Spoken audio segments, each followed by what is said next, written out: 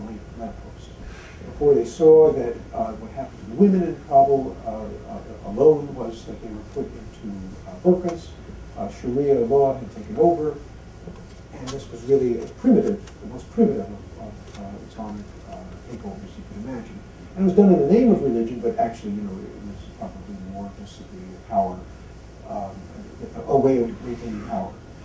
And so after about 48 hours of questioning, after the U.S. publicly recognized and welcomed the Taliban, they reversed course. And they started to say, well, we're really not sure quite what's going on there, and we're going to wait a little bit before we decide. I mean, they also had Hamid Karzai urging them to recognize the Taliban. I can tell you that it was not a minor figure in this. Now, the Taliban had a very odd kind of government in a way. Although it was formally located in Kabul, the real power center, of course, was in Kandahar, where Mullah Omar, the founder and leader of the Taliban, was his headquarters. And he invited bin Laden to come to Kandahar around the end of 1996, early 1997. Supposedly it was just to get to know him. There's different issues about what the real motives were. Was it to protect him from supposed assassins who might want to kill him? Or was it to keep him under control? Or was it to use him in some way? It's really not clear because Mullah Omar has never talked to any, well, maybe other than one or two times, to any journalist that I can think of, and never really answered the question of that relationship. But bin Laden basically set up in Kandahar.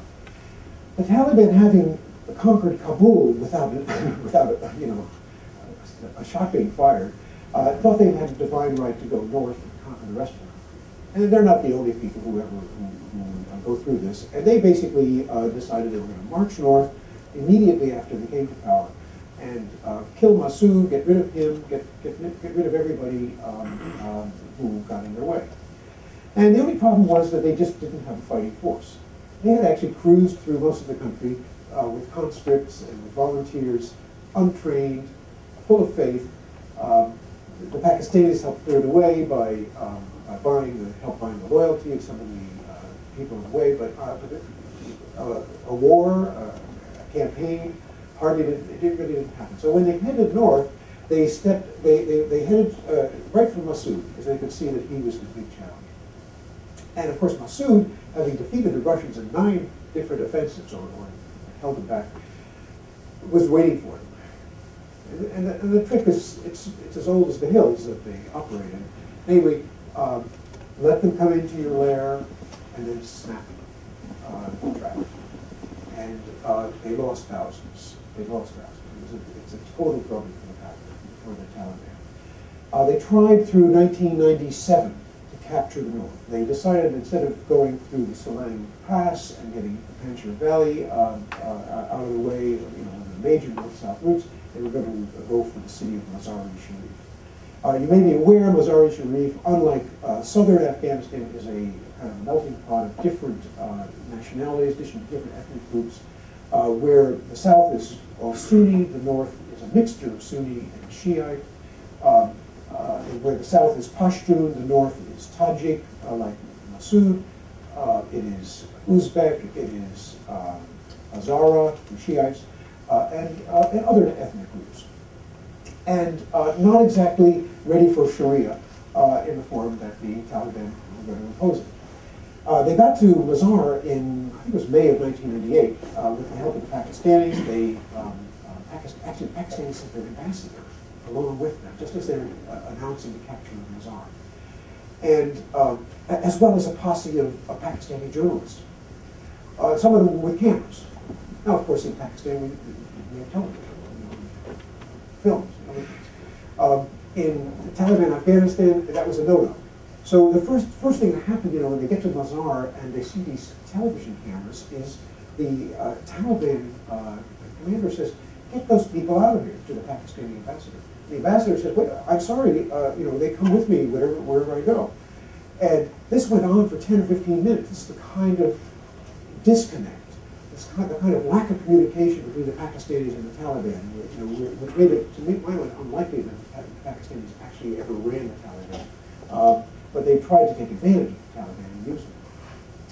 Well, the story of Lazar is one of a typical Afghan story of betrayal by a commander and basically selling out the city to the Taliban, and probably with some Pakistani money and ISID influence involved in the handover.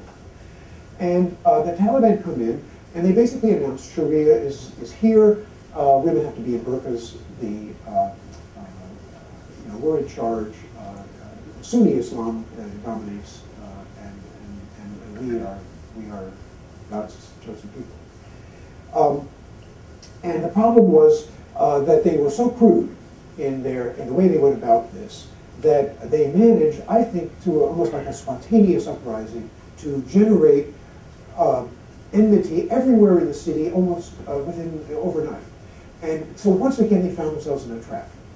And this trap this time was sprung by Uzbeks, who General Dostum, being an Uzbek commander, was no longer on the scene. It was his deputy who had betrayed General Dostum. His name was Malik Pahlavan, who basically sprang the trap. I don't think it was even intentional, because Malik was expecting a top position under the Taliban. It turns out that they were going to give him a position so far down that he was himself disappointed. In fact, he told me the story. They marched into his living room, this room this size, where he had paintings, he had a big television set, he had a lot of things. They came in with their bayonets, and one of them took the bayonet. There was a painting from the Rubaiyat of Omar Khayyam, and he took his bayonet and slashed the painting.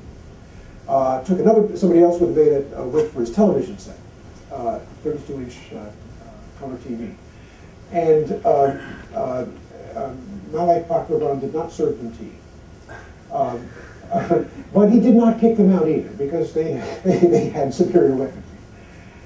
So he did a typical Afghan thing, which was entertain them, while they were under his roof. And then I guess as they were leaving, he was plotting revenge.